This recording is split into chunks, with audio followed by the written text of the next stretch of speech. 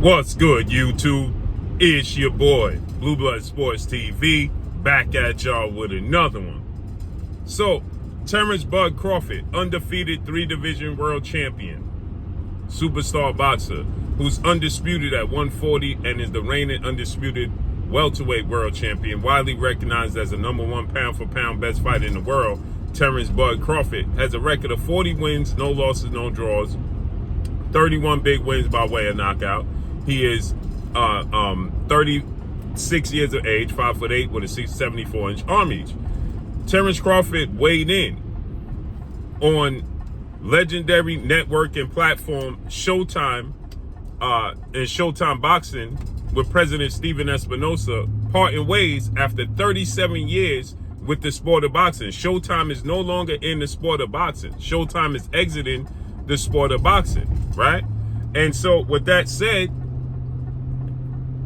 it came as a shocker because Steven Espinosa, well, it didn't really come as a shocker, but it came as a shocker that it happened so quickly, because it was said that it might be over at the end of 2024, but the budget cuts was definitely there, right? And so Showtime announced that they're out the sport of boxing in December. They're done with the sport of boxing in December, right? And since they're done with the sport of boxing in December, they're going to fulfill their obligation for the rest of the year. But they was saying their farewells after 37 years in the sport of boxing. And Terence Crawford, he responded with many other fighters, and those fighters, they stated that, well, this is not a good thing, because it's not. Showtime is a stable and a pillar in the sport of boxing, right? It's not a good thing that Showtime is not in the sport of boxing, right? And so with that said, Terence Crawford responded with a few other boxers saying that this is all on the promoters, the managers, and Oscar Delanhoya, 6th division world champion, Olympic gold medalist, pay-per-view king at one point in time, the cash cow, the face of the sport of boxing in his era at one point in time, till Floyd Mayweather relieved him of those duties. Oscar Delanhoya responds and says that he gives kudos and credit to Showtime for being in the business for almost 40 years. It's a hard business to be in, and he gives them credit for sticking it out. But at the same token, he says that, this should be a learning lesson for all the managers and promoters moving from this point forward to go ahead and make the best fight the best. So Terence Crawford responded to Oscar Delanhoya by saying,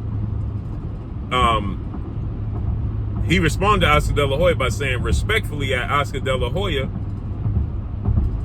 no disrespect, but the fighters need to be sitting at the table from now on. That's a problem.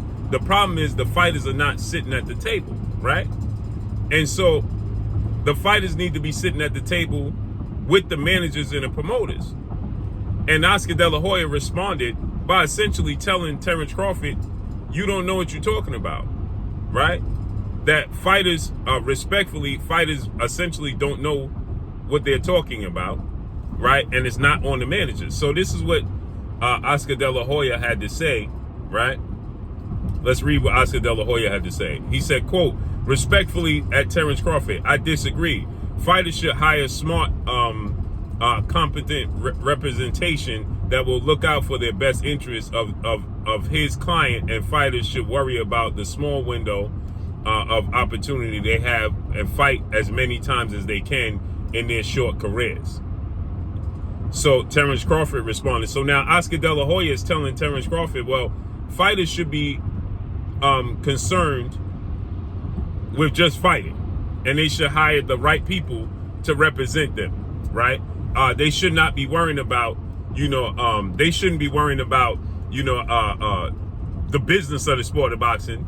They are the product. They shouldn't be worrying about the business, right? They shouldn't be worrying about what they're getting paid. They should just put the trust in everybody else's hands.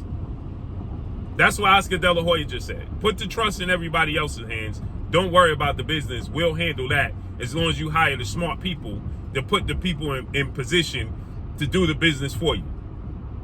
Right? So Terence Crawford responded by saying this, quote, "This is exactly the point I say we need boxers at the table." And Oscar De La Hoya says, "Sit down and shut up. You really think we better if y'all keep running things? You don't get it.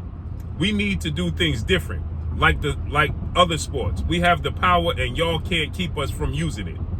End quote. Right, because see, Oscar De La Hoya doesn't understand that because he was, quote unquote, the chosen one. He was the golden boy. Once he won the Olympics, he came out and I don't want to say everything was handed to Oscar De La Hoya, but everything was laid out for Oscar De La Hoya on a golden platter. Everybody wanted and courted Oscar De La Hoya because, again, he was the golden boy. He had the commercials. He had the looks. He had everything at his disposal. He was the golden boy. So he was the guy they courted. So Oscar De La Hoya didn't have to come up. I just missed my exit. Man, just totally missed my exit. Sorry about that, y'all. Oscar De La Hoya didn't have to come up from the mud. He didn't have to get it the hard way. He didn't have to grind. Right? Oscar De La Hoya, everybody wanted to fight Oscar De La Hoya, and every promoter and manager wanted a part of Oscar De La Hoya. Everybody wanted to be a part of Oscar De La Hoya's career. Everybody. So Oscar De La Hoya doesn't know what it's like as a fighter to not be able to get fights. Oscar De La Hoya got whatever fight, whenever fight he wanted. From the very beginning. Hence the reason why him and Floyd Mayweather, legendary retired iconic Hall of Fame superstar, 5-division world champion, former pound-for-pound king, and pay-per-view king, Floyd Mayweather, who retired 50 wins, no losses, no draws, 27 wins by way of a knockout, and beat more world champions at 23 than anybody in the history of sport of boxing. That's why Floyd Mayweather and Oscar De La Hoya's rivalry began to begin with, because they was both with top rank, and Floyd Mayweather wanted to be viewed and treated in the same breath and mindset as Oscar De La Hoya, and Bob Arum says, "You're not Oscar De La Hoya." And Floyd Mayweather said, "Okay, I'm going to take fights for $9,000. I'm taking fights for $7,000. Oscar De La Hoya didn't have to do that when he started off his career. He didn't have to do that. Oscar De La Hoya was courted from the very beginning. Everybody wanted a part of Oscar De La Hoya. Everybody wanted to be, on Oscar De La Hoya's journey, because he was seen to be the golden one, the cash cow, the face of boxing. He came out the womb like Canelo Alvarez is right now. Okay, Canelo Alvarez built himself up to be where he's at.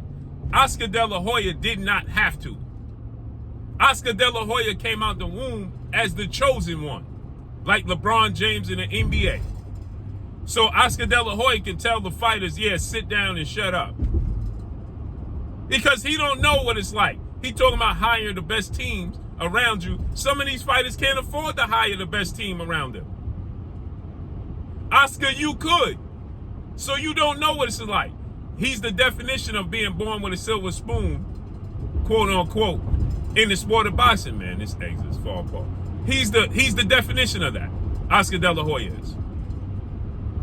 So when Oscar De La Hoya says things like hire a good team, Oscar De La Hoya don't know what it's like for the struggle. He didn't come through the rankings like Terence Crawford. He didn't come up like Errol Spence. He didn't come up like Bernard Hopkins had to. He didn't come through that struggle. That's not what Oscar De La Hoya did. He was courted. Everybody wanted a part of Oscar De La Hoya's journey in his career. He was the golden boy. Olympic gold medalist, a la Sugar Ray Leonard. That's why Marvelous Marvin Hagler had an issue with Sugar Ray Leonard, because he said that everybody gave Sugar Ray Leonard everything. Marvin Hagler, Tommy Hearns, they had a lot of fighters that era, Roberto Duran. They had an issue with Sugar Ray Leonard because Sugar Ray Leonard, quote unquote, came out the womb as the chosen one. He didn't have to struggle. He chose what fights he wanted from the very beginning. He didn't have to struggle. So Oscar De La Hoya is saying that, right? He's speaking from a place of privilege in the sport of boxing, not in life, in the sport of boxing. He's speaking from a place of privilege. Now, did he earn that place of privilege because he earned it through the amateurs and winning Olympic gold medals? Absolutely. But he don't know what it's like to have to struggle to get fights. Everybody wanted to fight him. Only time he had struggles making fights was when Oscar De La Hoya was trying to make rematches. Period. Outside of that, when he wanted to rematch Trinidad and Floyd Mayweather, that's the only time he had a struggle. He was the A-side in all those fights. Period.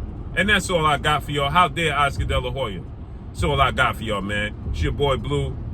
Blue Blood Sports TV. Hate, like, comment, and subscribe. You haven't subscribed, hit the subscribe button, hit the like button, hit the bell icon to get all the new notifications. Follow me on Instagram at Blue Blood Sports TV, all one word. That's all I got for y'all. I'm gone. Peace.